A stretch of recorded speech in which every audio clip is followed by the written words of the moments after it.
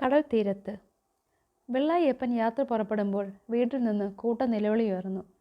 അപ്പുറത്ത് അമ്മണിയുടെ വീട്ടിലും അതിനുമപ്പുറത്ത് മുത്തുരാവുത്തൻ്റെ വീട്ടിലും ആളുകൾ ശ്രദ്ധാലുക്കളായി, വിഷാദവാന്മാരായി. ആ വീടുകൾക്കപ്പുറത്ത് പാഴിത്തറയിലെ 50 ചില്ലാനം കുടികളിലത്രയും ഈ വിഷാദവും സഹാനുഭൂതിയും നിറഞ്ഞു. വെള്ളായപ്പൻ കണ്ണൂരിലേക്ക് പോവുകയാണ്.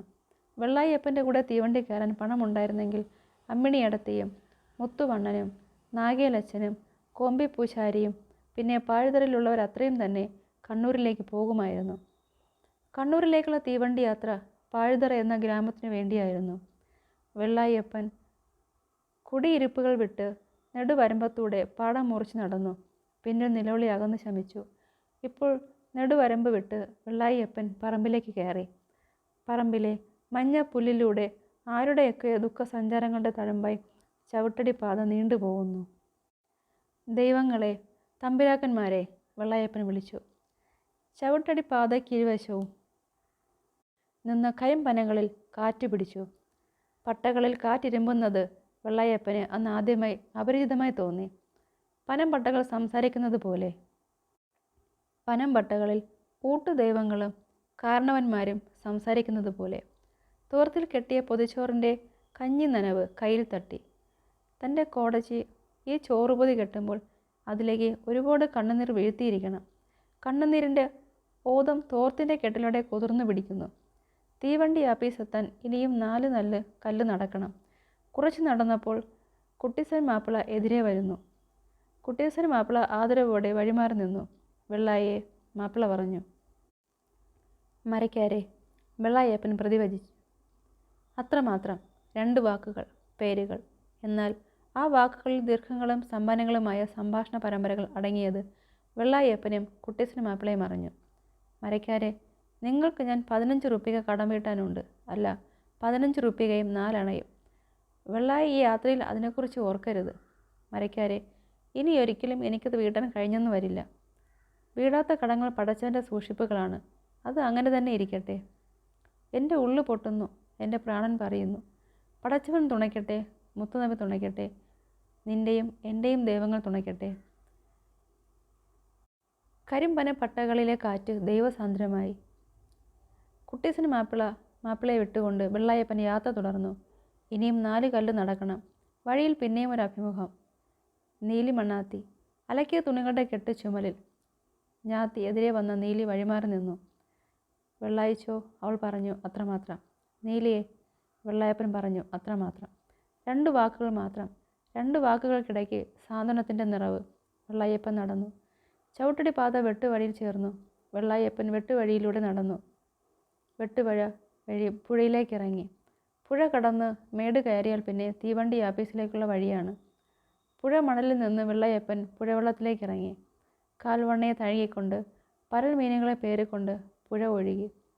പുഴയുടെ നടുക്കെത്തിയപ്പോൾ കുളിയുടെ അനുഭവം വെള്ളായപ്പനെ തളർത്തി.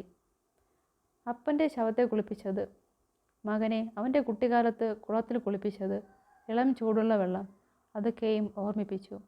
പുഴ കടന്ന് അപ്പുറത്തെ മേട് കയറുവോളം വെള്ളായപ്പൻ കരഞ്ഞു. തീവണ്ടി ആപ്പീസിലെത്തിയ വെള്ളായപ്പൻ ചീട്ട് വാങ്ങുന്നിടത്ത് വരിയിൽ നിന്നു. ഉടുമുണ്ടിൻ്റെ കോന്തലഴിച്ചു. പണം പുറത്തെടുത്തു. കണ്ണൂര്, വെള്ളായപ്പൻ പറഞ്ഞു. ഗുമസ്തൻ ചീട്ടെടുത്ത് അച്ചുകുത്തി ജനാലിലൂടെ പുറത്തേക്കിട്ടപ്പോൾ യാത്രയിൽ ഒരു ഘട്ടം താണ്ടിയതുപോലെ വെള്ളായപ്പന് തോന്നി. ചീട്ടിനെ മുണ്ടിൻ്റെ കോന്തലിന് കെട്ടി വെള്ളായപ്പൻ പടവ് കയറി പ്ലാറ്റ്ഫോമിലെത്തി. ബെഞ്ചിൽ വണ്ടിക്കായി കാത്തിരുന്നു. അകലെ സൂര്യൻ താഴുന്നു. ഇരുണ്ട് തുടങ്ങുന്ന കരിമനകൾക്ക് മുകളിലൂടെ പക്ഷികൾ പറന്നു കൂട് പറ്റുന്നു. മുണ്ടക പാടത്തിൻ്റെ വരമ്പത്ത് തൻ്റെ ചെറുവിരലിൽ പിടിച്ചുകൊണ്ട് അസ്തമയത്തിൻ്റെ പക്ഷികളെ നോക്കി അത്ഭുതപ്പെട്ട മകനെ വെള്ളായപ്പൻ ഓർത്തു. അസ്തമയത്തിലൂടെ പാടത്തേക്ക് ഇറങ്ങി നടക്കുന്ന സ്വന്തം അപ്പനെ ഓർത്തു. 2 ചിത്രങ്ങൾ. അവയ്ക്കിടയിൽ 2 പേരുകൾക്കിടയിൽ എന്ന പോലെ, 2 വാക്കുകൾക്കിടയിൽ എന്ന പോലെ എന്തിൻ്റെയൊക്കെ നിറവ്. ബെഞ്ചിൽ ബാക്കിയുണ്ടായിരുന്ന സ്ഥലത്ത് വന്ന് ഇരുപുറപ്പിച്ച ഒരു കാരണവർ ചോദിച്ചു. കോയമ്പത്തൂർക്കോ? കണ്ണൂർക്ക്, വെള്ളായപ്പൻ പറഞ്ഞു. ഞാൻ കോയമ്പത്തൂർക്കാണ്. ഓ. കണ്ണൂർ വണ്ടി 10 മണിയാകും. ഓ. കണ്ണൂർ എന്താ പണി? വിജയിച്ചൊന്നുമില്ല, വെറുതെ പോവാണ്. അപരിചിതൻ്റെ സംഭാഷണം ഒരു കൊലക്കയറിനെ പോലെ വെള്ളായപ്പൻ്റെ കഴുത്തിൽ ചുറ്റുമുറുകി. പാഴിത്തറയുടെ നെടുവരമ്പത്ത് നെടുവരമ്പ് കടന്നാൽ ലോകം മുഴുവൻ അപരിചിതരാണ്. അപരിചിതരുടെ താൽപ്പര്യരഹിതമായ സംഭാഷണം എണ്ണമറ്റ കൊലക്കയറുകളായി. കോയമ്പത്തൂരിലേക്കുള്ള വണ്ടി നേരത്തെ വരികയാൽ ബെഞ്ചിൽ സമീപത്തിരുന്ന കാരണവർ എഴുന്നേറ്റുപോയി. വെള്ളായപ്പൻ തനിച്ചായി. ചോറ് പൊതി അഴിക്കാൻ തോന്നിയില്ല. തുവർത്തിലൂടെ പുറത്തേക്ക് കുതിർന്ന അതിൻ്റെ നനവിൽ കൈവച്ചുകൊണ്ട് വെള്ളായപ്പൻ ഇരുന്നു. അങ്ങനെ ഇരുന്നു ഉറങ്ങി. ഉറക്കത്തിൽ കിനാവ് കണ്ടു. കിനാവിൽ വെള്ളായപ്പൻ പറഞ്ഞു, കണ്ടുണ്ണിയേ, മകനെ. തീവണ്ടിയുടെ ചീറ്റലും നടുക്കം വെള്ളായപ്പനെ ഉണർത്തി. വെള്ളായപ്പൻ തട്ടിപ്പിടഞ്ഞ് എഴുന്നേറ്റു. മുണ്ടിൻ്റെ കോന്തലയിലെ ചീട്ട് അവിടെ തന്നെ ഉണ്ടോ എന്ന് നോക്കി നിജം വരുത്തി. പതുക്കെ വണ്ടിയിലേക്ക് നടന്നു. ഒഴിവ് കണ്ടിടത്ത് കയറാൻ തുടങ്ങി. ഇത് 1-ാം ക്ലാസ്സാണ് കാർന്നോരെ. തന്നെ. അപ്പുറത്തെ പെട്ടിയിൽ. റിസർവ്ഡാണ്. തന്നെ. അപ്പുറത്ത് നോയിക്കൊള്ളു കാർന്നോരെ. അപരിചിതരുടെ സ്വരങ്ങൾ.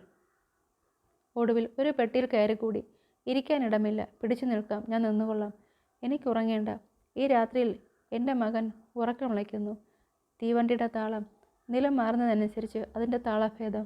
വഴിവിളക്കുകൾ, പുഴമൽത്തിട്ടകൾ, മരങ്ങൾ. വളരെ മുമ്പൊരിക്കലാണ് തീവണ്ടിയിൽ സഞ്ചരിച്ചിട്ടുള്ളത്. പകലിൻ്റെ വെളിച്ചത്തിൽ. ഇതു രാത്രി വണ്ടിയാണ്. മങ്ങിയ ചിത്രങ്ങൾ പതിച്ച ചുവരുകളുള്ള ഒരു തുരങ്കത്തിലൂടെ അത് പായുന്നു.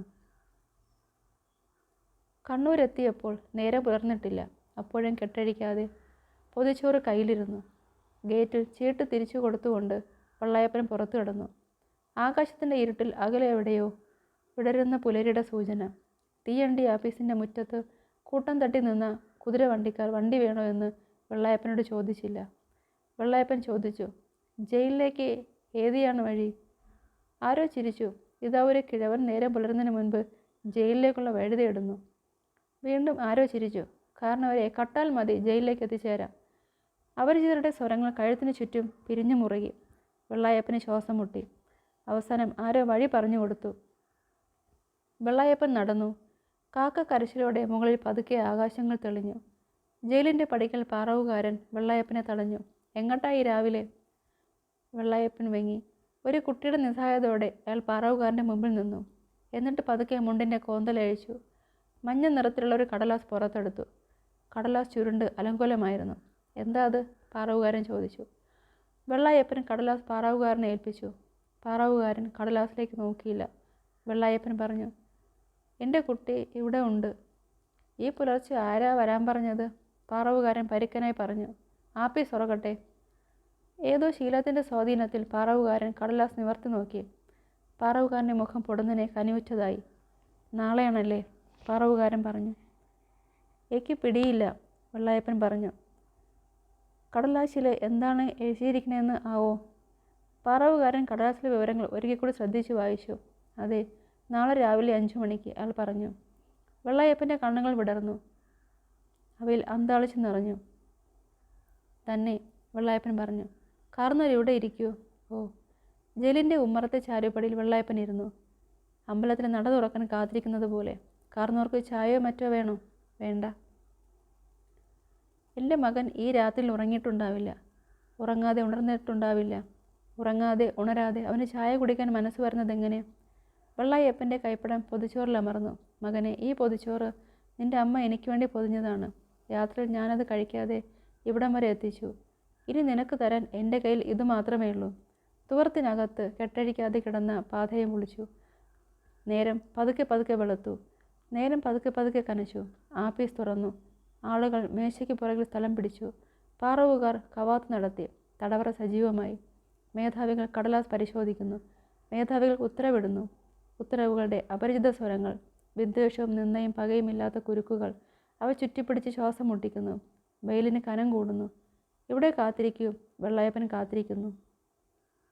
നീണ്ട നീണ്ട കാത്തിരിപ്പിന് ശേഷം ഒരു പാറാവുകാരൻ വെള്ളായപ്പനെ തടവറയുടെ ഉള്ളുകളിലേക്ക് കൂട്ടിക്കൊണ്ടു പോകുന്നു.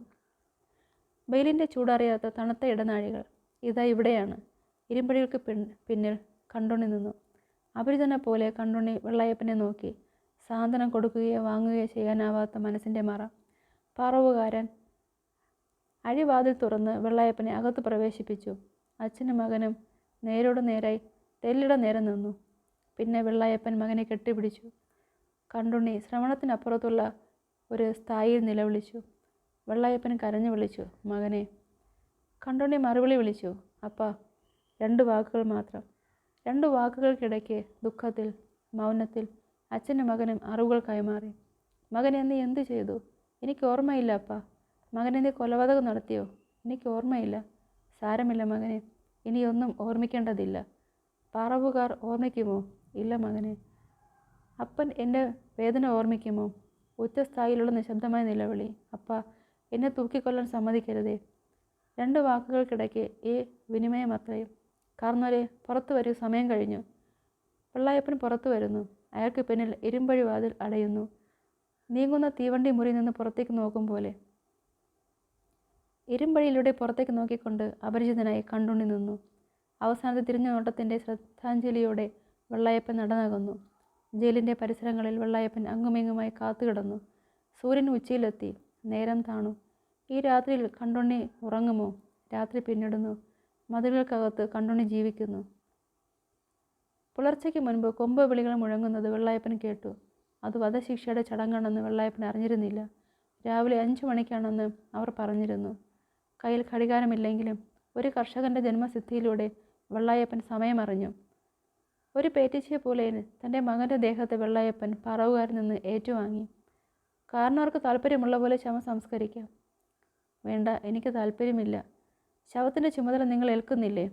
യജമാനന്മാരെ, എൻ്റെ കയ്യിൽ പണമില്ല. ഉന്തുവണ്ടിയുടെ പിറകെ തോട്ടികളുടെ കൂടെ വെള്ളായപ്പൻ നടന്നു. പട്ടണത്തിന് പുറത്തുള്ള വെളിനിരങ്ങൾക്ക് മുകളിൽ കഴുകന്മാർ ചുറ്റിപ്പറന്നു.